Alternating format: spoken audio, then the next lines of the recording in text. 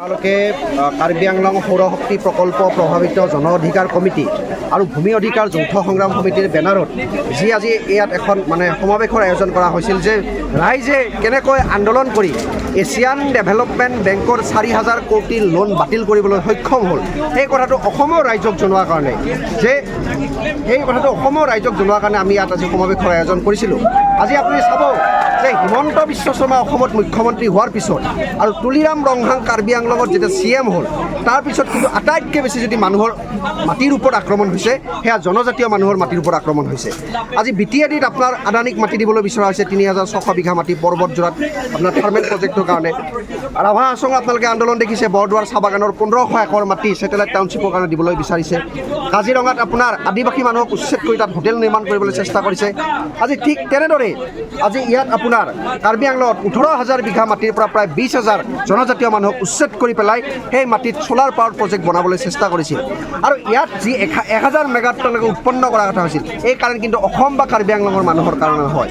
কাৰ্বি আংলঙৰ মানুহৰ উচ্ছেদ কৰি জনজাতীয় মানুহক উচ্ছেদ কৰি সেইকাৰণে তেওঁলোকে দিল্লী, বিহাৰ, UP নিচিনা ৰাজ্যলৈ নিয়াৰ কাৰণে ষড়যন্ত্ৰ কৰিছিল।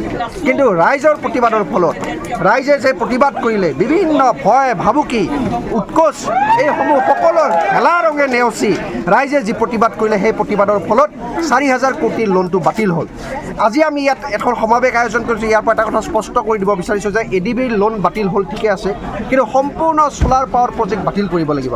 কাৰণ ADBয়ে ৰাইজৰ কথা ভাবি ৰাইজৰ যুক্তিত পতিয়ন গৈ পেলাই ৰাইজৰ ক্ষতি হ'ব বুলি ভাবি পেলাই এই লোন বাতিল কৰিছে। গতিকে এই প্ৰজেক্টৰ পৰা সৌৰশক্তি প্ৰকল্পৰ পৰা কাৰ্বি আংলঙৰ মানুহ ক্ষতিগ্ৰস্ত হ'ব, এইটো সত্য প্ৰমাণিত হৈ গ'ল।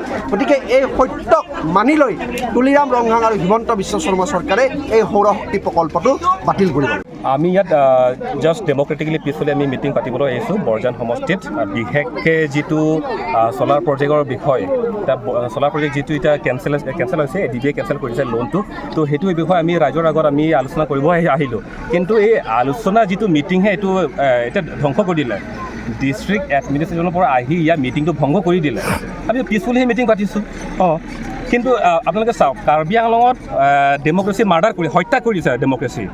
আপোনালোকে দেখিব যে আমাৰ বিশেষকৈ APHLC দল যিটো আমি পিছলি মিটিং কৰি আহিলোঁ যোৱা 3-4 বছৰ আগৰ পৰা, কিন্তু বিথুং ৰেংথামা যিটো CM তুলিৰাম ৰঙৰ যিটো সমষ্টি, তাতে আমাৰ মিটিং BJP কাৰ্যকৰ্তাসকলে একদম বাৰম্বাৰ তাতে ভংগ কৰিছে আমাৰ মিটিং। আৰু মাত্ৰ মিটিং ভঙা কৰা নহয়, আমাৰ অফিচে জ্বলাই দিছে। আৰু তাৰপিছত আমাৰ অফিচত চেয়াৰ টেবুল গোটেইখিনি ভাঙি দিছে। আমি সেইবিলাক কথা আমি DCৰ আগত আমি কাগজ পত্ৰ লিখি আমি দিছোঁ, কিন্তু সেইটোৰ ওপৰত আজিলৈকে একো একশ্যন লোৱাই নাই। ঠিক আজি আপোনালোকে চাব, যোৱা এক সপ্তাহৰ আগত আপোনালোকে চাব যিটো ইণ্ডিয়া আৰু পাকিস্তান যিটো মাজত যিটো বাৰ হৈছিলে, সেই তেতিয়া সময়ত DCয়ে মিটিং পাতিব নোৱাৰে বুলি সেইটো অৰ্ডাৰ জাৰি কৰিছে। কিন্তু সেইটো অৰ্ডাৰ জাৰি কৰাৰ পিছতো BJP সকলে মিটিং কৰিছে। CM নিজে এইটো BJP জইনিং প্ৰগ্ৰাম পাতিছে, কিন্তু তাতে DCৰ পৰা তাতে ডিষ্ট্ৰিক্ট এডমিনিষ্ট্ৰেশ্যন হৈ পেলাই তাতে মিটিং ভঙা কৰা নাছিলে। কিন্তু আজি ৱাৰ নাই, একো নাই, পিছফুলি 144 এনেকুৱা ছেকশ্যন দিয়া নাই। কিন্তু আজি আমি ইয়াত পিছফুলি আমি মিটিং পাতিব নোৱাৰে।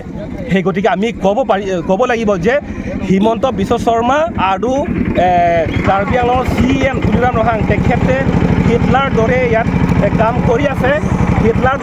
কৰি আছে আৰু ইয়াত ডেম'ক্ৰেচি মাৰ্ডাৰ কৰিছে বুলি আমি ক'ব লাগিব।